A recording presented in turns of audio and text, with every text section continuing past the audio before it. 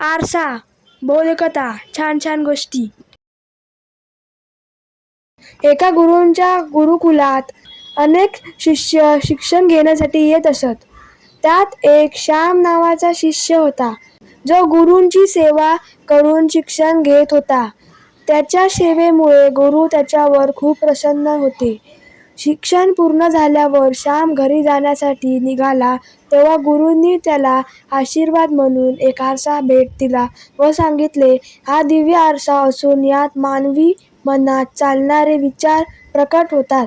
श्याम खूप आनंदित झाला.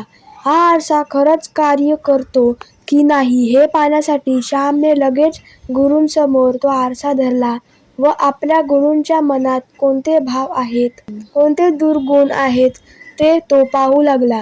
गुरूंच्या समोर आरसा धरताच त्याच्या चेहऱ्याचा रंगच उडाला, कारण तो आरसा गुरूंच्या अंतःकरणात क्रोध, मोह, अहंकार आदी विकार दाखवत होता. श्यामला ते पाहून खूप वाईट वाटले. ज्या गुरूंची आपण मनोभावे पूजा केली, ज्यांना ईश्वराचा दर्जा दिला, त्यांच्याही मनात विकार आहेत. ते सुद्धा मानवी विकारांपासून अजून सुटलेले नाहीत याचे त्याला वैषम्य वाटले. श्याम गुरुजींना काहीच न बोलता तो आरसा घेऊन गुरुकुलातून निघाला. रस्त्यात भेटणाऱ्या प्रत्येकाच्या मनातले भाव पाहणे हे त्याचे कामच झाले होते. गावी परत जाताच श्यामने आपल्या प्रत्येक परिचिताबरोबर हा प्रयोग करून पाहिला. त्याला प्रत्येकाच्या मनात कोणता न कोणता दुर्गुण दिसून येत होता. शेवटी त्याने आपल्या जन्मदात्या आई वडिलांच्या समोरही तो आरसा ठेवला. ते दोघेही त्यातून सुटले नाहीत. त्यांच्याही मनात त्याला काही ना काही दुर्गुण दिसून आले. शेवटी त्याला या गोष्टीचा मनोमन खूप राग आला. तो गुरुकुलातील गुरूंकडे गेला.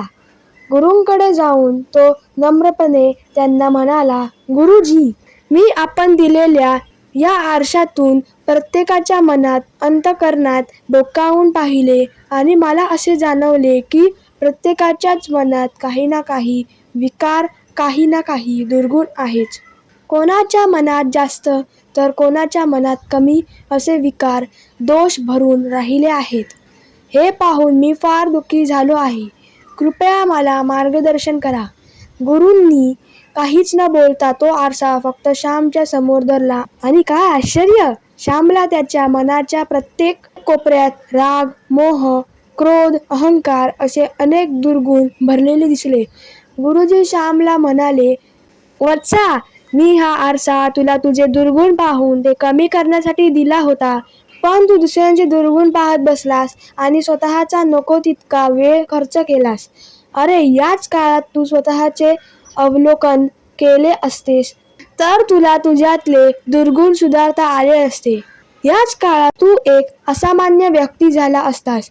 मानवाची ही कमतरता आहे, कमजोरी आहे की तो दुसऱ्याचे दुर्गुण शोधत बसतो आणि स्वतःला सुधारण्याचा प्रयत्नही करत नाही.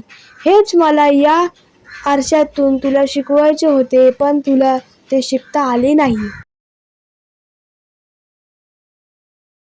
तर फ्रेंड्स, तुम्हाला व्हिडिओ आवडला असेल तर या व्हिडिओला लाईक करा, शेअर करा आणि चॅनलला सबस्क्राईब करायला विसरू नका. Thank you friends and bye bye.